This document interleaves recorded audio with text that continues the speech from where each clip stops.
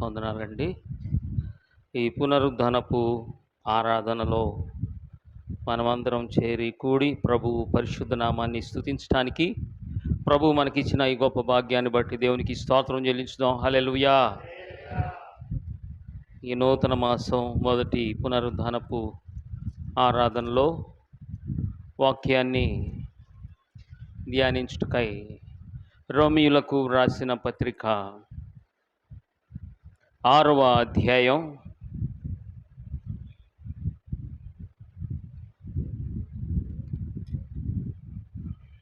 5వ వచనాన్ని మనం చదువుదాం. రోమీయులకు రాసిన పత్రిక 6వ అధ్యాయం 5వ వచనం. మరియు ఆయన మరణం యొక్క సాదృశ్యమందు ఆయనతో, మామూలు బైబుల్ ఏమని ఉందండి, ఏకమైన ఎడల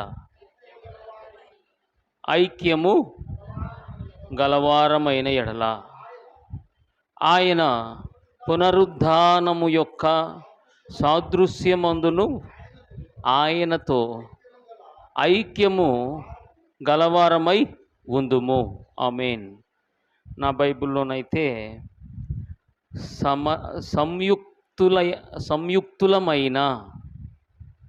సంయుక్తులమైన అనే పదాన్ని ఇక్కడ చూస్తాం. లేకపోతే ఐక్యము గలవారమైన ఎడల. దేవునికి స్తోత్రం. హల్లెలూయా. ఈ పునరుద్ధరణపు ఆరాధనలో మనం చదివిన ఈ వాక్య భాగం మన ప్రభువు యొక్క పునరుద్ధరణపు మహిమలో మనం ఐక్యం కావలసిన ఆవశ్యకతను మన జీవితాల్లో మనకు దేవుడు ఆపాదించడానికి దాని యొక్క ప్రాముఖ్యతను మన ముందు పెడుతున్నారు.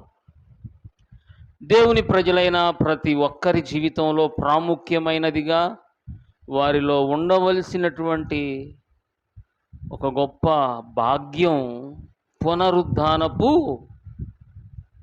ఆ కృప. ఓ చక్కటి మాట ఈ పత్రికల్లోనే చూస్తాం. మన నిరీక్షణ ఈ యుగ సంబంధమైందైతే, లేకపోతే ఈ లోక సంబంధమైందైతే అంతకంటే దౌర్భాగ్యులం ఇంకొకళ్ళు ఉండరు అని వాక్యంలో చూస్తాం. అంటే ఈ లోకంలో ఏమి ఉన్నా వాటి యొక్క ప్రయోజనం కొంత మట్టుకే, ఆ తరువాత వ్యర్థమే. ఆరోగ్యం ఈ లోకంలో ఉన్నంత వరకే మన జీవితాల్లో పనిచేసింది. ఆర్థిక సంబంధమైన వనరులు కూడా ఎక్కడ? ఈ లోకంలోనే. ఈ లోకం దాటిన తర్వాత చిల్లు గవ్వ ఎవ్వరికీ పనికిరాదు. పనికొచ్చిద్దండి ఎవరికన్నా? ఎవ్వరికీ పనికిరాదు. ఈ లోకంలో సుఖ సౌఖ్యాలు, భోగభాగ్యాలు, ఆనందాలు ఇవన్నీ కూడా మాయమైపోతాయి. మిగిలి ఉండేది ఒక్కటే, మిగిలి ఉంచేది కూడా ఒక్కటే. ఏంటిది అంటే పునరుద్ధానపు మహిమ. అంటే ఈ పునరుద్ధానం చెందడం అంటే యేసుక్రీస్తు వారి పునరుద్ధానం. చనిపోయిన వాళ్ళందరూ లెగుస్తారు ఒకరోజు కదా. కానీ ఎందుకు లెగుస్తారు? కొంతమంది ఏమో ప్రభువుతో ఉండటానికి పోతారు కదా. ఇంకొంతమంది, ధనవంతుడు లాజర్ని చూస్తాం. ధనవంతుడు చనిపోయి తీసుకొని పోబడ్డాడు ఎక్కడికి? పాతాళానికి, శ్రమ నొందటానికి, వేదనకరమైన స్థలానికి తీసుకొని పోబడ్డాడు. కానీ లాజరు కొనిపోబడ్డాడు పునరుద్ధానపు మహిమతో. అబ్రహాము రొమ్మున ఆనుకొని నెమ్మది పొందుచున్నాడు. దేవునికి స్తోత్రం చెల్లించుదాం. హల్లెలూయా. ఈ లోకంలో మనుషులకి చూడండి నెమ్మది ఉంది. ఎలా? రాత్రి పగలులాగా. రాత్రి వచ్చింది, పగలు వచ్చింది. నెమ్మది పొందుతాం. అదే సమయంలో కష్టాన్ని, బాధని, దుఃఖాన్ని కూడా అనుభవించక తప్పదు.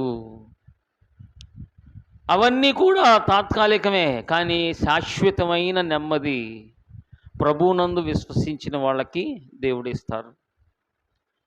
ఈ ఉద్దేశం మన జీవితాల్లో మనం బాగా లోతుగా ఆ విషయాలను గురించినటువంటి లోతైన గ్రహింపు మనకి ఎంతో అవసరం.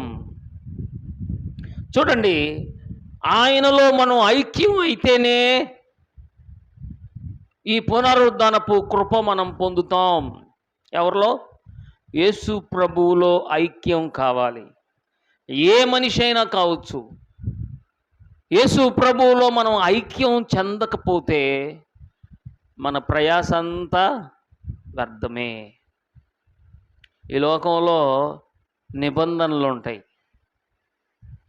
వివాహ నిబంధనలు ఉంటాయి, ఉద్యోగ నిబంధనలు ఉంటాయి కదండి. తాత్కాలికంగా చేసే ఉద్యోగాలకి, జీవితకాలపు ఉద్యోగాలు, జీవితకాలం అంటే ఏముందిలేండి, 60 సంవత్సరాల దాకే, ఆ తర్వాత మనకి సెలవిస్తారు. జీవితకాలపు ఉద్యోగాలకి, అలాగే వివాహంలో ఈ నిబంధనలు చేస్తాం. ఏమని? నమ్మకంగా మేము చేస్తాము, ఈ పనులు మేము నమ్మకంగా చేస్తాము. ఏదన్నా ఇల్లు పనికి అప్పగిచ్చినా కానీ వాళ్ళు ఏమంటారు, అయ్యా చక్కగా నీకెందుకు, నమ్మండి, బ్రహ్మాండంగా చేసి పెడతాం అంటారు కదా. చేసినా చేయకపోయినా చెప్పటం మాత్రం ఖచ్చితంగా జరిగింది కదా. ఏ విషయంలో వంటకి వెళ్ళేవారు, వంట చేసేవాళ్ళు వచ్చారు, బ్రహ్మాండంగా ఉంటుంది, నమ్మండి, మీకెందుకు, కళ్ళు మూసుకోండి, మీకెందుకు, ఏంటంటే కళ్ళు మూసుకోండి, అది ప్రశాంతంగా కళ్ళు మూసుకుంటే చాలు. చూడండి, నిబంధనలు చేస్తారు అంటే ఐక్యం చెందినట్టు అనమాట. నిబంధన అంటే ఏంటంటే వాళ్ళ యొక్క ఉద్దేశాలకి అనుగుణంగా ఒప్పుకుంటున్నట్టు, వారి యొక్క మాటకి అంగీకారాన్ని తెలిపినట్టు, అంటే వాళ్ళతో ఏకీభవించారు. ఇలా మనుషులతో అనేక సందర్భాల్లో మనం ఐక్యం చెందుతాం. ఎంత మట్టుకు? లిమిట్ ఉంటుంది, కొంతవరకే. మనుషులు ఐక్యం చెందవలసినటువంటి ప్రాముఖ్యమైనటువంటి విషయం ఏంటంటే యేసు ప్రభువుతో మనం ఐక్యం చెందాలి. యేసు ప్రభువుతో మనం ఏకం కావాలి. యేసు ప్రభువుతో మనం ఐక్యం చెందకపోతే పునరుద్ధానపు మహిమ మనం చూడలేం, పునరుద్ధానపు కృప మనం అనుభవించలేము. అందుకే ఈరోజు మన యొక్క జీవితాల్లో పునరుద్ధానపు కృప మనం అనుభవించాలి. అనుక్షణం మన జీవితంలో అది పనిచేసింది.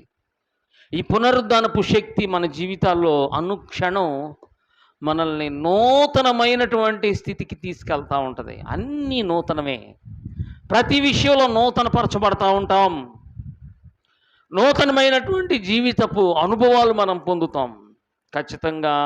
అందుకే ఈ ఐక్యం చెందవలసిన ప్రాముఖ్యమైన విషయాల్ని మనం వాక్యంలో చూస్తాం.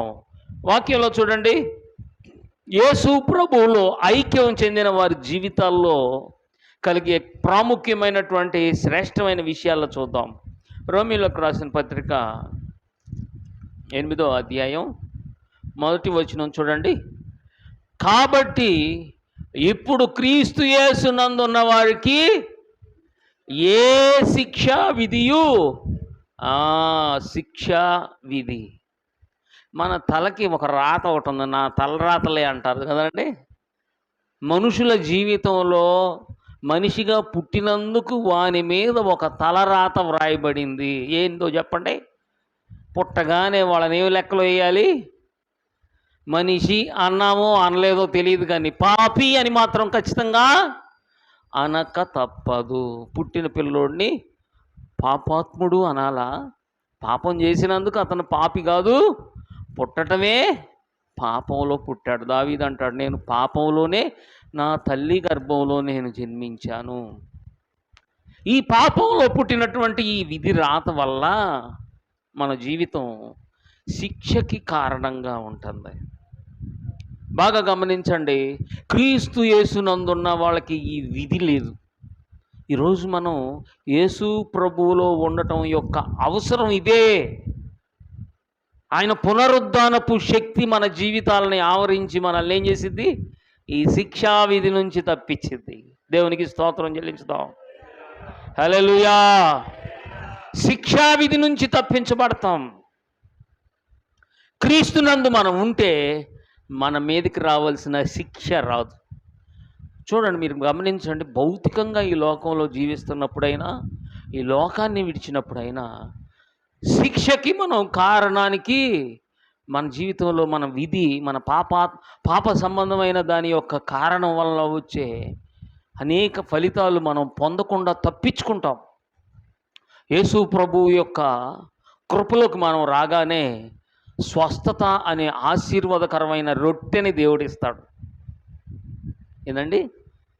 ప్రభువారు తన పిల్లలకి ఇచ్చే రొట్టె ఏందో తెలుసా? ఆరోగ్యకరమైన ఆయన రెక్కల చాటున దాగి ఉన్న ఆరోగ్యాన్ని దేవుని బిడ్డలకి ఇస్తారు.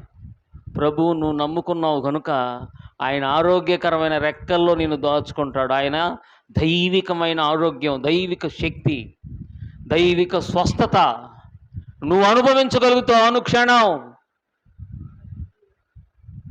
అందుకే మనం ఎప్పుడైతే ఆయనలోకి వచ్చామో మన మీద రాసినటువంటి విధి మనల్ని రోగిష్టోళనగా ఈ లోకంలో జీవించడానికి ఒప్పుకోదు.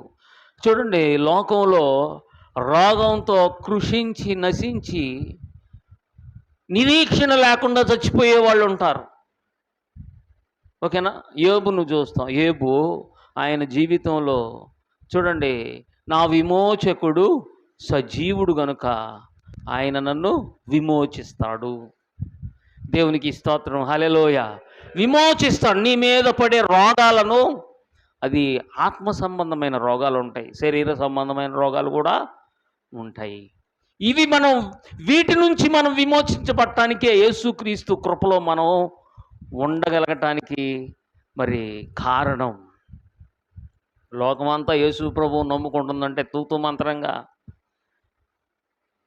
బుర్ర లేక చేస్తున్నారు అనుకున్నారు. గొప్ప గొప్ప మహానుభావులు, గొప్ప గొప్ప స్కాలర్స్, ఈయన లేడు, ఏంది వేస్ట్ అన్నవాళ్ళు వచ్చి వాళ్ళే ప్రభువుని నమ్ముకున్నారు, వాళ్ళే ప్రభు కోసం జీవించారు, వాళ్ళే ప్రభు యొక్క సేవ చేశారు. ఈరోజు మనం ఆయన కృపలోకి వస్తే ఆయన పునరుద్ధానపు ఆయన శక్తి మన జీవితాల్లోకి పంపి, చూడండి, శిక్ష, రోగ సంబంధమైన శిక్షలైనా, భౌతికంగా మన శరీరం మీదకి వచ్చే ఏ శిక్షలైనా, నిత్యమైన శిక్ష ఒకటి ఉంది కదండి, నరక శిక్ష. నరక శిక్ష సాధారణంగా ఆహారాన్ని సిద్ధం చేసేటప్పుడు, వంట చేసేటప్పుడు మీరు అన్నమే వండుతున్నారు, ఆ మూత తీయటం కోసం కొంచెం ఎట్టా తీశారనుకోండి, ఏమైంది? ఆవిరి కుట్టింది. అందుకని ఏం చేస్తారు? ఎట్టా తీస్తారు. కొన్నిసార్లు కొంతమంది కొన్ని తీయడానికి కష్టమయ్యి ఎట్టా తీయాల్సి వచ్చింది. ఖచ్చితంగా చేతికి ఏమవుతాయి? నాకు కొట్టింది కాబట్టి నా ఎక్స్పీరియన్స్లో నేను చెప్పా. ఓకేనా? చూడండి, దీనికే మన శరీరానికి అంత చురుకు తగిలితే, మంట కలిగితే, యుగయుగాల అగ్నికి ఆహుతి కావలసిన వారి జీవితపు వేదన ఎంత కష్టమైందో మీరు ఆలోచించండి. ఎండాకాలం 42, 45, 50కి రాల దేవుడి దయ వల్ల. ఎప్పుడు అంతే కదా, 45 దాటలేదు కదా? దాటామా? ఎంత దాకా వెళ్ళాం? 49. వామ్మో, నరకం అంటే ఇదేనండి అసలు. ఇక 40 దాటి 50, 60 అంటే నరకం అంటే ఏడే చూస్తారు, నరిగిపోతారు. మనం ఎంతో ప్రార్థన చేయాలి ఇట్లాంటి భయంకరమైన పరిస్థితులు రాకుండా. మన చేతుల్లో ఉండిద్ది. వాతావరణాన్ని జాగ్రత్త చేసుకోవాలంటే ఏం చేయాలి? బాగా చెట్లు పెంచాలి. ఇంటికి ఒక చెట్టు పెట్టుకుంటే వాళ్ళు కొట్టేసుకుంటా పోతారు. అవునా కదా? మనం పెంచగానే మున్సిపాలిటీ వాళ్ళు వచ్చేసి కట్ చేసుకుంటూ పోతారు. ఇంకేం చేస్తారు? ఇంకెక్కడ వేయాలి? ఇళ్ళన్నీ తీసేసి అడుగులు పెంచాలి కదా? సరే, చూడండి, మనం గమనిస్తే ఈ భయంకరమైన ఆ నరక వేదన ఎంత ఘోరం! యేసు ప్రభు నందున్న వారికి, నువ్వు యేసు ప్రభు నందున్నావు. ఏమండి ఏమండి నిన్ను తీసుకెళ్ళి ఈ ఎండాకాలం 49 భయంకరమైనటువంటి 49 సెంటీగ్రేడ్లో అప్పుడు నిన్ను తీసుకెళ్ళి ఏసీ రూమ్లో కూర్చోబెడితే నువ్వేం చెబుతావు? థ్యాంక్స్ అండి. చల్లటి గ్లాసు నీళ్ళు ఇస్తేనే థ్యాంక్స్ అండి ఏం చెబుతాం? అయితే ఏసీలో కూర్చోబెడితే ఇంకెట్టుంటుంది? భయానకమైనటువంటి నరక వేదన నుంచి తప్పించినప్పుడు నువ్వెంత థ్యాంక్స్ చెప్పాలి దేవుడికి? అవునా? మీకు అర్థమైందండి? అర్థమైందమ్మా? అర్థమైతే మనం మౌనంగా ఉండలేము. దేవునికి స్తోత్రం చెల్లించుదాం. ఎంత దేవుణ్ణి స్తుతించాలో! ఆయన పునరుద్ధానపు శక్తి. అందుకే మనం ఆయనలో ఏకమవ్వాలి, ఐక్యం కావాలి. ఆయనలో ఏకం కావడం కోసం మనల్ని మనం అనుక్షణం ప్రతిష్ఠించుకోవాలి. చాలాసార్లు మనల్ని ఆయనకు దూరంగా చేసే అనేకమైన కారణాలు మన జీవితంలోకి వస్తాయి. అవి మనకు ప్రాముఖ్యం కాకూడదు. క్రీస్తు ప్రేమ నుంచి మనల్ని వేరు చేసే ఏ శక్తి, ఏ వ్యక్తి, చూడండి, ఏది కూడా మన ముందుకు రానియకూడదు. అవునా? దేవునికి స్తోత్రం చెల్లించుదాం. హల్లెలూయా. దేనిని మన ముందుకు రానియకూడదు. పునరుద్ధానపు శక్తిని మనం అనుభవించాలి. పునరుద్ధానపు కృపను మనం అనుభవించాలి అనుక్షణం. దాంట్లో ఒక ప్రాముఖ్యమైన విషయం ఏంటో తెలుసా? ఆయన బలలో పాలు పంపులు పొందటం, ఆయన పునరుద్ధానపు శక్తిని అనుభవించడంలో. అందుకే నా శరీరం తిని నా రక్తం త్రాగువాడు నిత్య జీవం కలవాడు. ఆయనలో ఉన్నాము అనటానికి ఒక చక్కటి గుర్తింపు ఆయన శరీర రక్తాల్లో పాలు పంపులు పొందడం. ఏ సమయంలో కూడా దాన్ని మనం దూరం చేసుకోకూడదు. దేవునికి స్తోత్రం. హల్లెలూయా. మనం వాక్యంలో చూస్తాం, ఆయన యందు మనం ఉంటే ఏ శిక్షా విధి లేదు. వాక్యంలో మనం చూస్తాం. చూడండి, యోహాను సువార్తలో నుంచి 15వ అధ్యాయం 4వ వచనాన్ని చదువుదాం. 15:4. నా యందు నిలిచియుండుడి, మీ యందు నేనును నిలిచియుందును. తీగ ద్రాక్షావళితో నిలిచియుంటేనే కానీ తనంతట తానే ఎలాగూ ఫలింపదో, అలాగే నా యందు నిలిచియుంటేనే కానీ మీరును ఫలింపరు. దేవునికి స్తోత్రం. హల్లెలూయా. మనం మన జీవితంలో ఆయన యందు నిలిచి ఉంటే ఏ శిక్షా విధి లేదు. మరి నిలిచి ఉన్న వాళ్ళు అంతటితో ఆగిపోతే కుదరదు. ఏమండి, పెళ్ళైన 6 నెలలకే వచ్చి ఏమంటారు? ఏంది విశేషం ఏమైనా ఉందా? నాకు ఒకప్పుడు ఈ విశేషం అనే దాని గురించి నాకు తెలియదు. పెళ్ళైన వాళ్ళకి తెలిసింది కదా, నాకేం తెలిసింది? ఇంటితోనే సంబంధం లేకుండా చాలా సంవత్సరాలు మా ఇంటికి దూరంగా ఉన్నా. అట్లాంటి సమయంలో ఒక యవ్వన జంట పెళ్ళైన కొత్తలో వాళ్ళు వచ్చి నాకు చెప్పారు, అన్న విషయం అన్నా అన్నాడు. ఏంది విషయం అన్న? చెప్పాలిగా మరి, నాకేం తెలియదు. అది కాదన్న విషయం అన్నా అన్నాడు. వాడు విశేషం అంటాం కాకుండా విషయం అన్నాడు. విషయం అన్నా ప్రార్థన. ఏంది విశేషం? నాకు తెలియదు చెప్పు అంటే పాపం అవమానంగా ఫీల్ అయ్యాడు ఆ అబ్బాయి. ఎంతో సంతోషంగా ఆ విషయం చెప్పడం కోసం నా దగ్గరకు వచ్చి చెప్తుంటే నాకు తెలియదు, మరి నిజం అంటే నాకు తెలియదు అప్పటి వరకు. ఏంది విషయం విషయం విషయం అన్నాడు. విశేషం అంటే ఏదో కొంచెం అర్థం చేసుకోవటానికన్నా విషయం విషయం అన్నాడు. ఏదో చెప్తాడేమో నేను ఎదురు చూస్తున్నా. అబ్బాయి హర్ట్ అయ్యాడు మొత్తానికి. చూడండి, మనం పెళ్ళవగానే కొద్ది రోజులకే జనాలు వచ్చి ఇదే మాట గోల. నీకేం తొందర? ఏదన్నా ఉంటే వాళ్ళు చూసుకుంటారుగా, నీకేం తొందర? నీకేమన్నా తొందర ఉంటే నువ్వే పిల్లలుగాను వాళ్ళకి పెంచి పెళ్లి చేసి ఆ కార్యక్రమంలో నువ్వు ఉండు. అవునా కాదా? పని పాట ఉండదండి. పాపం వాళ్ళు ఏవో కొంచెం దేవుడి చిత్తం, అదేమన్నా నీ చేతుల్లో ఎవరి చేతుల్లో ఉండదుగా. నువ్వేమైనా చేయగలుగుతావు వాళ్ళకి విశేషం కాకపోతే? ఇంజక్షన్ ఇస్తే వచ్చేసిద్దా? కాదుగా. వీరులు సూర్యులు అన్న వాళ్ళు ఎవరు కూడా ఏం చేయలేరు ఆ విషయాన్ని. ఆ విశేషం కలగటానికి విశేష శక్తివంతుడైనటువంటి మన దేవుడి చేతిలో తప్ప ఎవరి చేతుల్లో ఉందండి? దాని గురించి మనం ఎవరిని మాట్లాడి వాళ్ళను కొంచెం కలత చెందనీయకుండా మనం చూడాలి. ఖచ్చితంగా బాధపడతారు. దేవునికి స్తోత్రం. హల్లెలూయా. దాన్ని తీసేసి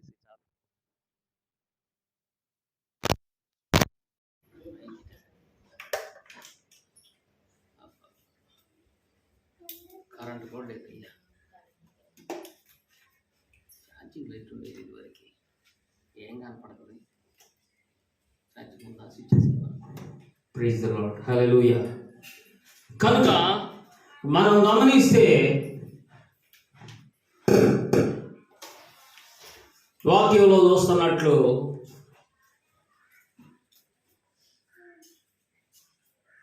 నిలిచి ఉండడం తర్వాత జరగాల్సిన ప్రాముఖ్యమైన పని ఏంటంటే ఫలించాలి. ఇదంతా చెప్పింది దేనికి? ఫలించాలి. వాళ్ళు అడుగుతారు, వాళ్ళు అడిగినా అడగకపోయినా, కలిగినా కలగకపోయినా ఉండవలసిన ప్రాముఖ్యమైన విషయం క్రీస్తునందు ఉన్న వాళ్ళు ఏం చేయాలి? ఫలించాలి. నా యందు నిలిచి ఉండుడి, నీ యందు నేనును. దేవుని బిడ్డలు ఆయన యందు నిలిచి ఉంటే ఫలించకపోవడానికి కారణమే లేదు. ఖచ్చితంగా ఫలిస్తాం. తీగ ద్రాక్షావళిలో నిలిచి ఉంటే తనంతట తానే ఫలిస్తుంది. ఒకవేళ తీగ ద్రాక్షావళిలో నిలిచి ఉంటేనే కానీ తనంతట తానే ఎలాగూ ఫలింపదు. అలాగే నా యందు నిలిచి ఉంటేనే కానీ మీరు ఫలింపరు. ఆయన యందు నిలిచి ఉన్న మనం నిస్సందేహంగా ఫలిస్తాం. కనుక మనం ఆయనలో ఫలించాలి.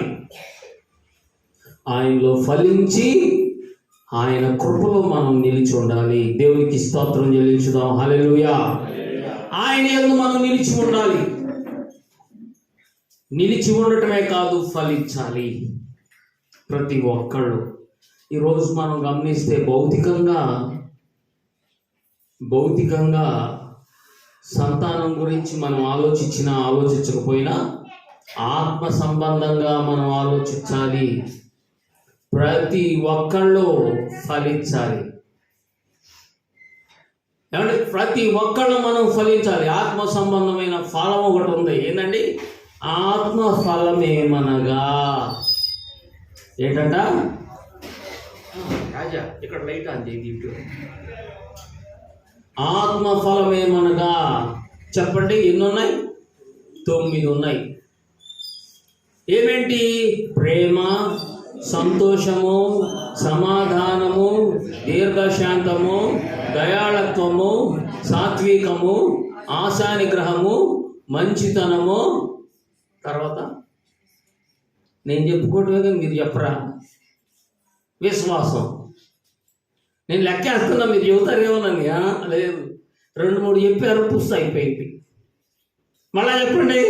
ప్రేమ, సంతోషము, సమాధానం, దీర్ఘశాంతం, దయాళత్వం, సాత్వికం, ఆశానిగ్రహం, మంచితనం, విశ్వాసం. దేవునికి స్తోత్రం. హల్లెలూయా. మనలో ఇవి ఫలించాలి. దేవుని బిడ్డలు వీటిలో ఫలించాలి. మనలో ప్రేమ, సంతోషం, సమాధానం, దీర్ఘశాంతం, దయాళత్వం, సాత్వికం, ఆశానిగ్రహం, మంచితనం, విశ్వాసం ఇవన్నీ మనలో పెంపొందించుకోవాలి. మనలో రావాలి. మనం కలిగి ఉండాలి. మనలో ఇవి ఉన్నాయా? ఇవి రోజుకి మనలో పెంపొందించబడాలి. రోజుకి మనలో అభివృద్ధి చెందాలి. పసిపిల్లలు వాళ్ళకి అర్థం కాదు. వాళ్ళు వాళ్ళ కళ్ళ ముందు కలిగే ప్రతి దానికి ప్రేరేపించబడి ఏది పడితే అది మాట్లాడతారు, చేస్తారు. కానీ ఎదుగుతున్నా మనం ఏం చేయాలి? నేర్చుకోవాలి. హల్లెలూయా. దేవుని బిడ్డలో నేర్చుకుంటే సాధ్యం కానిది ఏది లేదు. అందుకే దేవుని వాక్యం నిరంతరం మన జీవితంలోకి రావాలి. బాగా గమనించండి, నేర్చుకోవడం అనేది ఎలా జరిగింది? వాక్యం ఏంటంటేనే వాక్యం అనుదినం మనం వినాలి. వాక్యాన్ని అనుదినం మనం వినాలి. అనుదిన వాక్య ధ్యానం మన జీవితాన్ని దేవుని యొక్క బిడ్డలుగా మనం ఫలించడంలో వెనకబడనీయకుండా కాపాడుతుంది. మీరు వింటున్నారండి? ఫలాలు ఎప్పుడుండవు. ఒక మొక్క నాటిన తర్వాత అది కొంచెం పెరిగింది, దాన్ని తీసి చూసుకుంటా ఉన్నాం. ఎట్టగా అందరికి చూసారా ఇంకొలే ఫలించింది. ఏమైంది ఇప్పుడు? అంతే, ఫలాలు ఉండదు. చాలాసార్లు మనల్ని మనం ఏం చేస్తున్నాం? అలా వాక్యంలో నాటబడుతున్నాం, తర్వాత తీసి ఎగ్జిబిషన్ పెట్టుకుంటున్నాం, ఫలాలు రావు. వాక్యంలో నిలుచుండాలి. అనుదిన వాక్య ధ్యానం. ఏమంటే చెట్లు, పూల తొట్లు ఉంటాయి కదా, పూల తొట్లు చాలామంది చక్కగా ఇంటికి పూల తొట్లు పెట్టుకొని పూలు కావచ్చు, చిన్న చిన్న మొక్కలు చక్కగా ఇంట్లో పెడతారు. వాళ్ళు రోజు ఏదో పెడితే సరిపోదు కదండి. రోజు ఏం చేయాలి? వాళ్ళు కొంచెం నీళ్లు పోయాలి, అప్పుడప్పుడు పాలు సరి చేయాలి, శుభ్రం చేసుకోవాలి. లేకపోతే ఇప్పుడు మనం పిల్లలు పెట్టండి, దేవుడి పిల్లలు ఏం చేయాలి? ఒక్కరోజు కూడా వదలకూడదు. నాకు మా అబ్బాయి ఒక్కరోజు కూడా మొహం రుద్దుకోకపోతే నాకు మనసు రాదు. చిన్నపిల్లలే కాదు కానీ అనేసి అసలు కొంతమంది నూరే శుభ్రం చేయరు. ఏమైంది? పళ్ళు పిచ్చిపోయి అలాగే తయారవుతాయి. వాళ్ళు ఒప్పుకోరు. వాళ్ళు దేనికి ఒప్పుకోరు. కానీ మనం ఏం చేయాలండి? చెయ్యాలి. ఆ చెట్టు చక్కగా ఎదగాలంటే ఏం చేయాలి? చెయ్యాలి. ఏం చేయాలి అప్పుడు?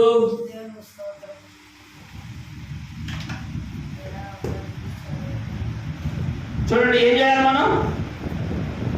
ఆ బాగులకి చక్కగా బాగుసి నీళ్లు పోస్తున్నట్టు మన జీవితాలని వాక్యంలో కాపాడుకోవాలి. వాక్యంలో. అందుకే రోజు చక్కగా మనకి దేవుని కృపలో కోవిడ్ చేసిన మేలేంది? Conference prayer. దేవునికి స్తోత్రం. హల్లెలూయా. Conference prayer. ఏమంటే మీరు చాలామంది ఈ కృపని ఉపయోగించుకోలేకపోతున్నారు. ఒక గంట యేసు ప్రభు వారి ప్రశ్న ఒకటి వచ్చింది శిష్యుల దగ్గర. ఏందో చెప్పండమ్మా. యేసు ప్రభు ప్రశ్న ఇచ్చాడు. ఏమని? మీరు ఒక్క గడి అయినా ఆయన కోసం కాదు, ఆయన కోసం ఏంది? ప్రార్థించలేరా? ఒక్క గడియా నువ్వు ప్రార్థన చేయి, కొంతమందిని ప్రార్థనకి ప్రేరేపించు. మన చేతుల్లో ఉన్న ఫోన్లు దేవుని కోసం, దేవుని సన్నిధి కోసం ప్రాకులాడకపోతే ఈ ఫోన్ దేనికండి? ఈశ్వర్ దెబ్బలో కొడితే పోయింది. ఎందుకు ఫోన్లు వేస్ట్. ఆ ఫోన్లు దానివల్ల మనకు శాపం తప్పితే ఏమీ ప్రయోజనం లేదు. కీడు, శాపం. మీ ఫోన్లు మీ చేతుల్లో పెట్టుకొని కనీసం ప్రార్థనలో ఉంచుకోలేకపోతే శాపాన్ని నీ నెత్తి మీద పెట్టుకుంటున్నావు అన్న విషయం గుర్తుపెట్టుకోవాలి. ఎవరైనా కావచ్చు. ప్రార్థన కోసం ఒక్క గడి అయినా నువ్వు దేవుని కోసం కేటాయించలేవా? ఆలోచించండి. ఒక్క గడి అయినా ప్రార్థన కోసం కేటాయించుకోలేకపోతే దాని యొక్క ప్రయోజనం వ్యర్థం. మన దినం వ్యర్థం. దేవుని సంఘం ఎందుకో తెలుసా అండి? దేవుని ప్రజల్ని ప్రభు యొక్క రాకడ కొరకై ఆ పునరుద్ధానపు శక్తితో బలపరచడం కోసమే. దేవునికి స్తోత్రం. హల్లెలూయా. ఇక్కడ ఆత్మ సంబంధంగా మనం ఫలించడానికి ఆత్మ ఫలం ఎంత అవసరమో ఇంకా ఫలాలు ఉన్నాయి. ఏ ఫలాలో తెలుసా అండి? ఆత్మలనే ఫలాలు. ఏ ఫలాలు? ఆత్మలు. నీ ద్వారా కొంతమంది ప్రభువు వైపు చూడాలి, నీ ద్వారా కొంతమంది ప్రభువులోకి రావాలి, నీ ద్వారా కొంతమంది రక్షణలోకి రావాలి, నీ ద్వారా కొంతమంది పరలోకానికి తీసుకొని పోబడే మార్గం గుండా వెళ్ళాలి. ఇది ఆగకూడదు. దేవునికి స్తోత్రం. హల్లెలూయా. నిన్ను ప్రభువు చూస్తాడు. నీకు పిల్లలు ఎంతమంది చూస్తాడో లేదో కానీ నువ్వు ఎంతమందిని ప్రభువులోకి నడిపించావన్నది మాత్రం ఖచ్చితంగా చూస్తాడు. నా అతిశయ కిరీటం మీరు కాదా అని పౌలు గారు చెప్తాడు కదా. దేవునికి స్తోత్రం. హల్లెలూయా. నీకు ఒక కిరీటం పరలోకంలో ఇవ్వబోతుంది. ఏదో తెలుసా అండి? నువ్వెంతమందిని ప్రభువులోకి నడిపించావో ఆ నడిపించబడ్డ వాళ్ళందరూ నీకు ఒక కిరీటంగా ఉండబోతున్నారు. ఈరోజు దేవుడు నిన్ను అలా నడిపించాలని కోరుకుంటున్నాడు. వాక్యంలో మనం చూస్తున్నట్లు ఫలించాలి. మనం ఫలించకపోతే ప్రభు యొక్క పునరుద్ధానపు శక్తి మన జీవితంలో సంపూర్ణం కాదు. చూడండి, ఆయన యందున్నాము కనుక ఏ శిక్షా విధి లేదు. ఆయన యందున్న మనము ఫలించాలి. పునరుద్ధానపు శక్తి పొందిన దేవుని బిడ్డలు ఫలిస్తారు. పేతురు గారు అనుభవించినప్పుడు ఆ శక్తిని ఆయన ఆ రోజు వేల మంది రక్షణ పొందటానికి కారణమైంది. చూడండి, ఎఫెసీయులకు రాసిన పత్రిక 1వ అధ్యాయం 4వ వచనాన్ని చదువుదాం. 1వ అధ్యాయం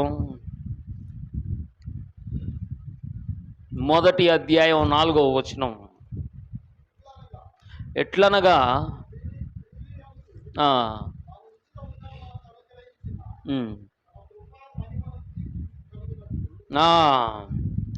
తన కృపా మహిమకు కీర్తి కలగాలి.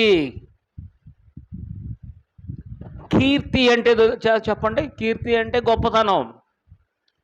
కృపా మహిమకు కీర్తి కలగాలి. ఆయన మనకి ఉచితంగా అనుగ్రహించిన తన కృపా మహిమకు కీర్తి కలుగజేయాలి. మనం ఎలా కలుగుతుంది? ఊరక గొప్పగా చెప్పుకుంటా ఉంటే కలుగుతుందా? బాగా గమనించండి. మన ద్వారా దేవుని మహిమ బయలువెళ్ళాలి. నీ సాక్షి జీవితం చాలా శక్తివంతమైంది. మాటల కంటే ప్రవర్తన చాలా బలమైంది. అవునా కదండి? మాటలు కొంత మట్టుకే మన జీవితంలో పనిచేస్తాయి. ప్రవర్తన కొన్నిసార్లు మనుషుల ఎదుట హేళన చేయబడవచ్చు, అవమానకరంగా చూపించబడవచ్చు. కానీ తుదకు ఒక రోజుకి, ఉదాహరణకి యోసేపు తన జీవితంలో చాలా సంవత్సరాలు అతను ఒక అపనిందతో చెరసాల్లో ఉన్నాడు కదండి. పోతీఫర్ భార్య ఆయన మీద ఒక నింద మోపింది. జీవితంలో ఇట్లాంటివి రావటం సాధారణం. అపనిందలు వస్తాయి. ఈ నిందల చేత చెడ్డ పేరు వచ్చింది. కొంత మట్టుకే ఒక శ్రేష్టమైన దినాన్ని దేవుడు మనకిస్తాడు. అప్పుడు మన సాక్ష్యం పరిమళ సువాసనలను వెదజల్లుతా అందరికీ ఆదర్శవంతంగా మిగిలింది. అందుకే ఆయన కృపా మహిమకు కీర్తి కలగటానికి మన నోటిని, మన స్వభావాన్ని అనుక్షణం సంసిద్ధపరుచుకోవాలి. దేవునికి స్తోత్రం. హల్లెలూయా. నీ జీవితంలో దేవుని కృపా మహిమకు కీర్తి కలుగజేయు ఏ కార్యాలున్నాయో ఒకసారి చూద్దాం. ప్రార్థన చేయటం కీర్తి కలుగు చేయటమే. స్తోత్రం చేయడం, ఆరాధించడం, ఏమండి, ఆయన నామం పేరిట అనేకమైన నీతియుక్తమైన కార్యాలు చేయడం, ధర్మం చేయడం, అలాగే చూడండి సువార్త ప్రకటించడం కూడా. అదే సమయంలో పవిత్రతలో ప్రభువుతో ఏకమవడం. పవిత్రత మన జీవితాలకి ఎంతో ఆశీర్వాదకరమైంది. దేవుని బిడ్డలు పవిత్రంగా ఉండాలి కదా. యోసేపు పవిత్రంగా ఉన్నాడా లేదండి? ఇట్టి ఘోరమైన దుష్కార్యమును నేను ఎలాగునా చేతును. దుష్కార్యం చేయడానికి మనం అసహించుకోవాలి, చేదరించుకోవాలి.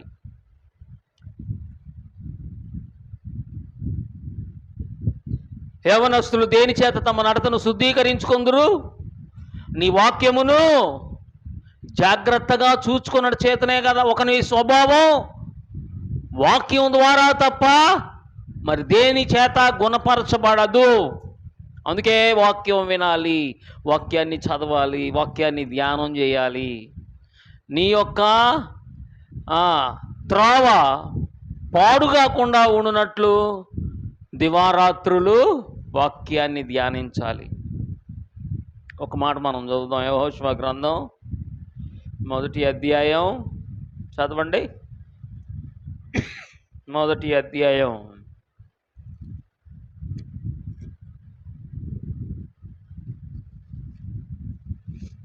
1వ అధ్యాయం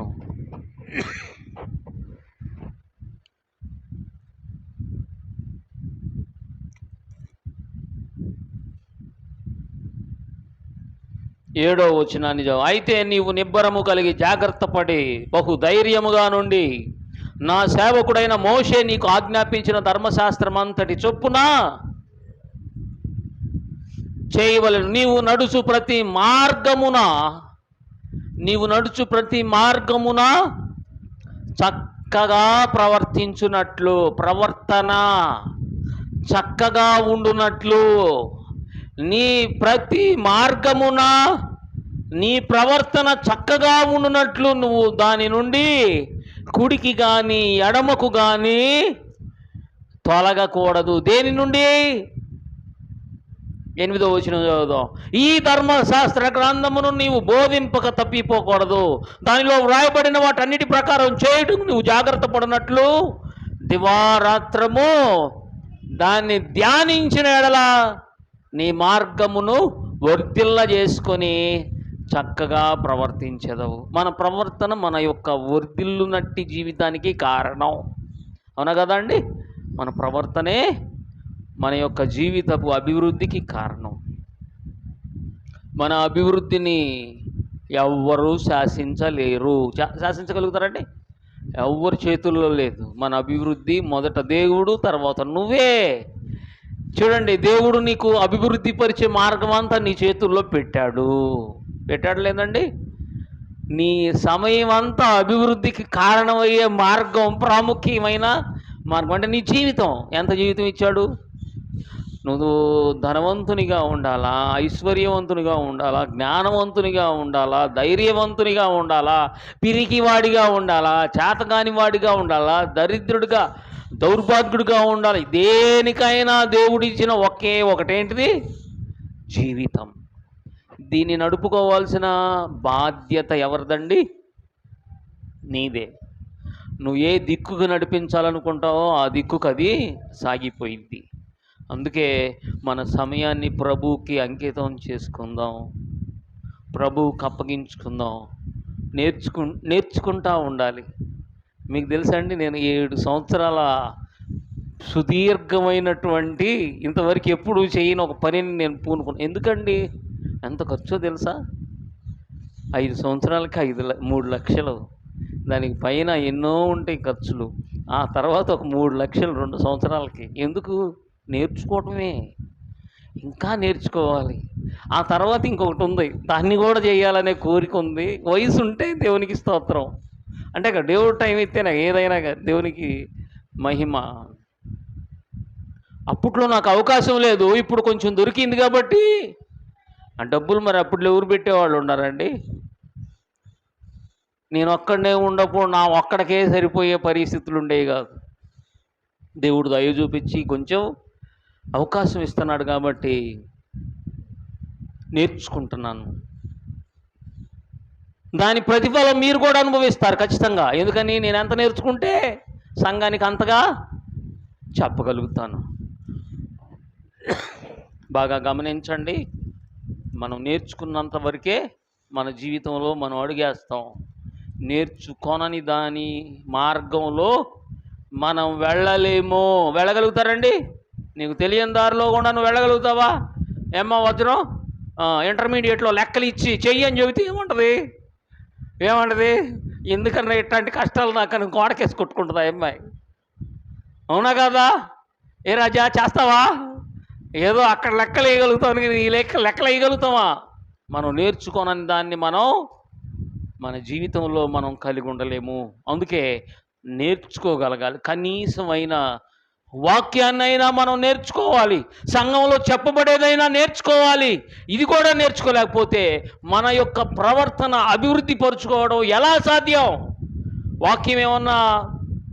వాక్యానికి దూరంగా మనం ఏమన్నా చేయగలుగుతామా? వాక్యం కంటే గొప్పవాళ్ళమా మనం? వాక్యం చెప్పే మాట కంటే ఇంకా ప్రత్యేకమైన పని ఏమన్నా మనం చేయగలుగుతామా? ఈరోజు నేర్చుకోవటం విషయంలో కష్టపడలేని వాళ్ళు జీవితపు భవిష్యత్తులో ఉన్నతమైన స్థానానికి మనం వెళ్ళలేము. వాక్యంలో చూడండి, నీవు నడుచు ప్రతి మార్గమున చక్కగా ప్రవర్తించున్నట్లు నీవు దాని నుండి కుడికి కానీ ఎడమకు కానీ తొలగిపోకూడదు. అందుకే దివారాత్రం మనం ధ్యానం చేయాలి. అప్పుడు నీ మార్గమును వర్ధల చేసుకొని చక్కగా ప్రవర్తించేదాం. దేవునికి స్తోత్రం, హల్లెలూయా. ఇది పునరుద్ధానపు శక్తి యొక్క ప్రభావాన్ని మన జీవితంలోకి మనం అనుభవించడానికి కారణమవుతుంది. దేవుని బిడ్డలు చూడండి, వాక్యంలో చూస్తున్నట్లుగా ఖచ్చితంగా మనం చూడండి, కృపామహిమకు కీర్తి కలుగజేయు దేవుని బిడ్డలుగా ఉండగలుగుతాం. ఏమంటే నీ గొప్ప అభివృద్ధిని చూస్తే నిన్ను గనపరచుకుని ఉంటారు. నిన్ను కాదు గనపరిచేది, ముందు నిన్ను చూసి మా దేవుడు ఎంత దీవిచ్చాడయ్యా ఈ అబ్బాయిని, నువ్వు అభివృద్ధి చెందావు కదా. అభివృద్ధి చెందటానికి కారణం ఎవరు? దేవుని వాక్యమే. ఆ వాక్యం నీకు ఒక చక్కటి ప్రవర్తనని ఇచ్చిద్ది. సోమరిని చేయదు, నిద్రపోతుంది చేయదు, వ్యర్థమైన పనులకి నిన్ను తీసుకెళ్ళదు. చక్కటి మార్గాన్ని నువ్వు నడుచుకొని ఉన్నత స్థానాన్ని పొందినప్పుడు నిన్ను చూసి, యోసేపుని చూసి ఏమన్నారండి? చూడండి, యోసేపుని చూసి అక్కడ ఎత్తకూడదు, ఆయన చెయ్యి ఎత్తకపోతే ఎవడు ఎత్తకూడదు. ఏందండి ఆ వ్యక్తి? ఒక అన్యుడైనటువంటి ఫరో యోసేపుకి ఎంత అధికారం ఇచ్చాడు? ఎక్కడి నుంచి వచ్చింది? ఆయన జ్ఞానం. ఈరోజు ఆ జ్ఞానంతో నువ్వు నింపబడాలి. ఆ విధంగా నువ్వు అభివృద్ధి నొందితే నీ దేవునికి కీర్తి కలుగుతుంది కదా. చాలామంది అభివృద్ధి నొందిన తర్వాత అక్కడి నుంచి జారిపోతారు. ఎక్కడ జారిపోతారు? ఆ అభివృద్ధిలో ఉంటారు, దేవుళ్ళలో జారిపోతారు. అంతకంటే దౌర్భాగ్యం ఇంకొకటి లేదు. మనం ఎక్కడున్నా ప్రభువుతోనే. ఒకవేళ అక్కడికి తీసుకెళ్ళాడు, ఎక్కడో ఎత్తైన స్థలాలు, అక్కడ ప్రభువుతోనే. అక్కడ నుంచి మళ్ళా కిందకు వచ్చాం, ఇక్కడ ప్రభువుతోటే. అదేగా చేసింది. ఆయనకు అన్నీ ఉన్నప్పుడు ప్రభు ఉన్నాడు, ఏమీ లేనప్పుడు ప్రభువుతోనే ఉన్నాడు. దేవునికి స్తోత్రం, హల్లెలూయా. ఈ పునరుద్ధాన దినాన మన జీవితంలో కృపా మహిమకు కీర్తి కలుగజేయు జీవితం పునరుద్ధానపు శక్తికి కారణం. మన అనుదినం ఆ కార్యాలను మనం జరిగించాలి. దేవునికి స్తోత్రం, హల్లెలూయా. వాక్యంలో చూస్తాం, ఫిలిప్పీలకు రాసిన పత్రిక మొదటి అధ్యాయం మొదటి వచనాన్ని చదువుదాం.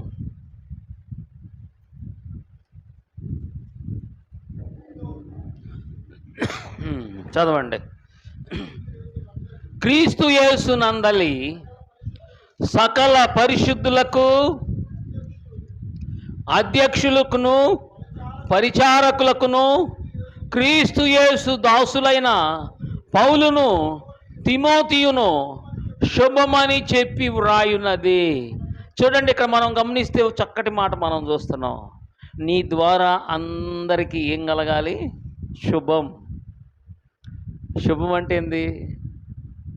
గుడ్నెస్. ఏమండి, నీ వల్ల మంచి జరగాలి కదా. పౌలు గారి వల్ల అందరికీ ఇప్పటికీ మనకు మంచి జరుగుతుంది కదా.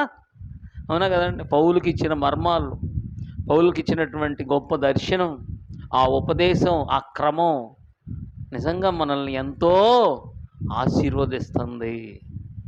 నీ ద్వారా శుభం కలగాలి. నీ పిల్లలకి పొద్దున్నే లేచి నువ్వేం చేస్తున్నావు? శుభం అని చెప్పాలి. ఎట్లా చెబుతాం? ఏం చేయనక్కర్లా, ప్రార్థన చేయి ఆ బిడ్డ కోసం. అవునండి. నువ్వే ప్రార్థన చేయవు, ఇంకా వాళ్ళ కోసం ఏం చేస్తావు? నీ కోసం నువ్వే చేయవు, వాళ్ళ కోసం ఏం చేస్తావా? చెయ్యాలి. మనం దీవించాలి, మన పిల్లల్ని దీవించాలి. మంచి ఈవులు మన పిల్లలకు కూడా భవిష్యత్తులో మంచి ఇవ్వాలి. ఏదో ఒకటి మంచి జరగాలి.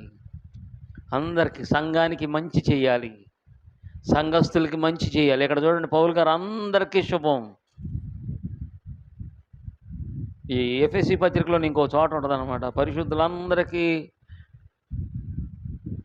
పరిశుద్ధులందరితో ఆయన ప్రేమ, పొడవు, వెడల్పు, లోతు, ఎత్తు ఎంతో గ్రహించుకోవడానికి తగిన శక్తి గలవారు కావాలని ప్రార్థన చేస్తున్నాడు. అబ్బబ్బబ్బా, ఎంత గొప్ప ప్రార్థన అండి.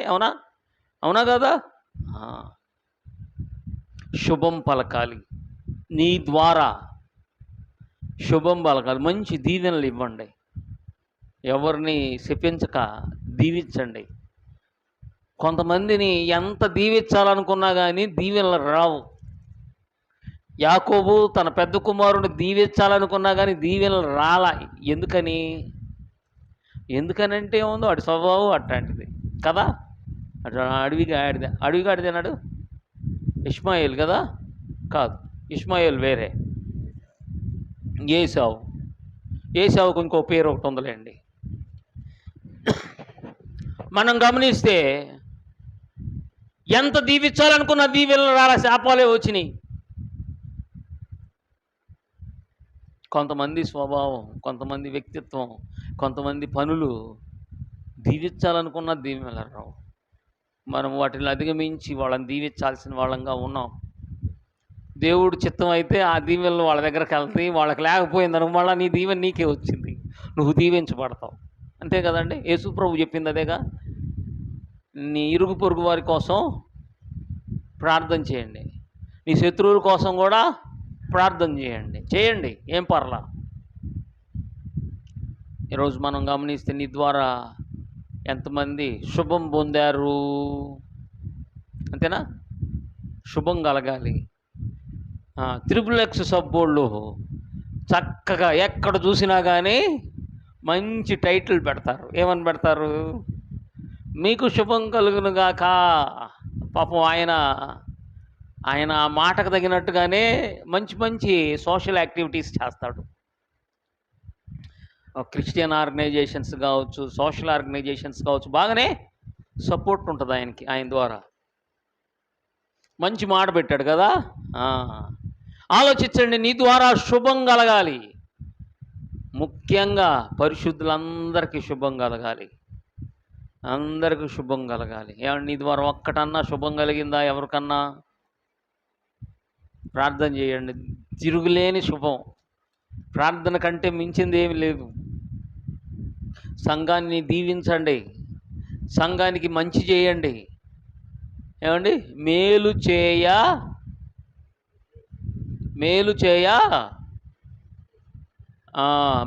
చేయనుద్దేశించుచున్నాను అంటాడు కీర్తనాకారుడు. మనం వాక్యంలో ఇంకా చూస్తాం, యెరూషలేమా నిన్ను ప్రేమించువారు వర్ధిల్లుదురు. దేవుని సంఘాన్ని ప్రేమించుదాం, దేవుని సంఘానికి మంచి చేద్దాం, దేవుని సంఘానికి మేలు చేద్దాం. మీరు మలాకీ గ్రంథంలో చూస్తాం, నీ మందిరంలో సమృద్ధి కలుగునట్లు, ఆహారమున్నట్లు ఏం చేయాలంటండి? నీ దశమ భాగం అంతయు దేవుని మందిరంలోకి తీసుకురా. నిజంగా అది మందిరానికి మేలు చేసినట్లే.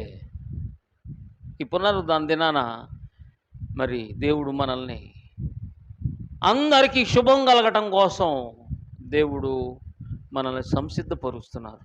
నువ్వు ఎంత శుభం మేలు కలుగజేస్తే అంత పునరుద్ధానపు శక్తి. యేసు ప్రభు సర్వం మేలే కదండి, అందరికీ మేలునిచ్చాడు. మనం అటువంటి మేలుని ఇవ్వవలసిన వాళ్ళంగా ఉంటున్నాం. మరొక మాట మనం చదివి ప్రార్థన చేద్దాం. యోహాను సువార్త చూడండి, కొలసీలకు రాసిన పత్రిక